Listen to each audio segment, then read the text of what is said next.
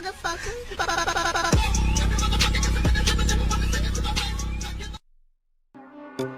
Is there? And if you hear this sound, then go and bend your back. Go and bend your knees, baby, shake it to the max. Will the DJ please turn up the bass to the max? Please just rewind, let me shake it to the max. Shake it to the max. You heard about Sleep Token. The masked band that got Metallica fans losing their minds and traditional metalheads calling for blood. What if I told you this isn't just about music anymore? It's about the complete destruction of everything metal stood for. And it's already happened.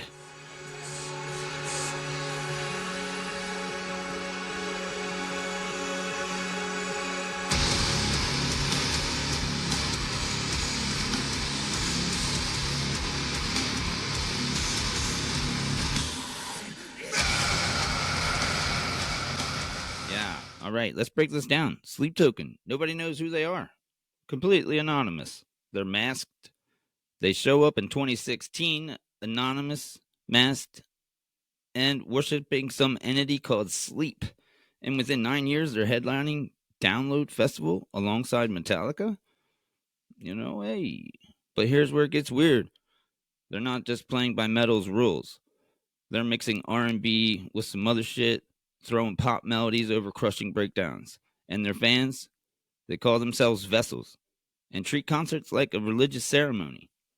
This isn't a band, man. It's a cult with a record deal. Their 2023 album, Take Me Back to Eden, hit number 1 on the UK rock charts. Their 2025 release, even in Arcadia, is breaking streaming records. And the metal community is split down the middle.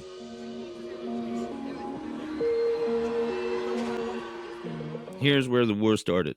Traditional metalheads, the guys who grew up on Slayer, Pantera, Megadeth, they're saying Sleep Token isn't metal. It's pop with distortion. It's for TikTok kids.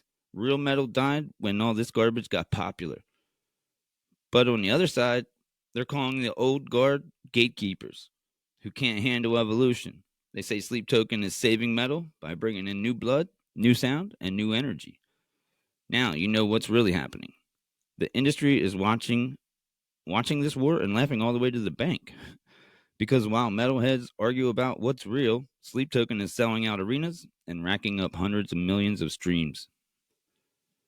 The truth nobody is saying? Let's talk about what nobody wants to admit. The industry plant accusations. Okay, Sleep Token supposedly started as an independent underground project, but somehow, they got massive label backing, instant festival slots, and algorithmic push that bands grinding for decades never see. Here's what I found. Their label connections run deep. Major promotion budgets, strategic playlist placement, and that organic growth story? Yeah. Receipts showing coordinated marketing campaigns from day one. But here's the twist. Every major metal band had industry backing. Metallica had major label money. Slayer had promotional machines. And the difference? Sleep Token won't admit it. It's strategic. Can't expose the machine if you can't identify the players. And the Download Festival controversy, when they got announced as headliners, the backlash, it was instant. Petitions and boycotts and death threats.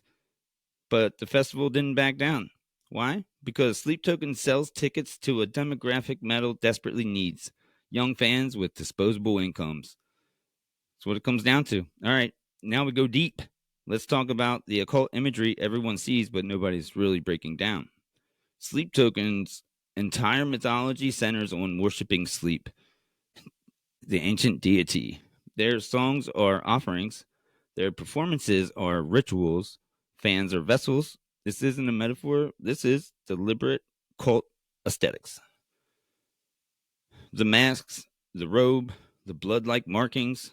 This is straight out of an ancient mystery religions. Gnostic symbolism and tapping into something primal that metal's always flirted with but never fully committed to. And here's what's genius or sinister depending on your view. Okay, they created a parasocial relationship where fans want to be indoctrinated. They want to be part of the mystery. Yeah.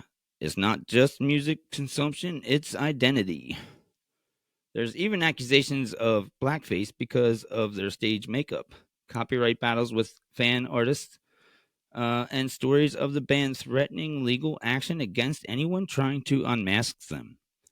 This level of control, that's not artistic integrity, it's a corporate protection. So here's my take, and you're not going to like it. Sleep Token didn't break metal, metal was already broken. The genre's been cannibalizing itself for like 20 years. Gatekeeping, purity test, refusing to evolve. Sleep Token just exposed the cracks. Are they real metal? Who gives a shit? That question is irrelevant. What matters is they figured out how to make heavy music profitable in 2025, and the old guards are terrified because their blueprints is obsolete. The occult imagery, smart marketing, the anonymity, band protection, the genre bleeding, several strategies, survival strategy. They're not revolutionaries, they're adapters. And in the music industry, adaptation is the only way to survive.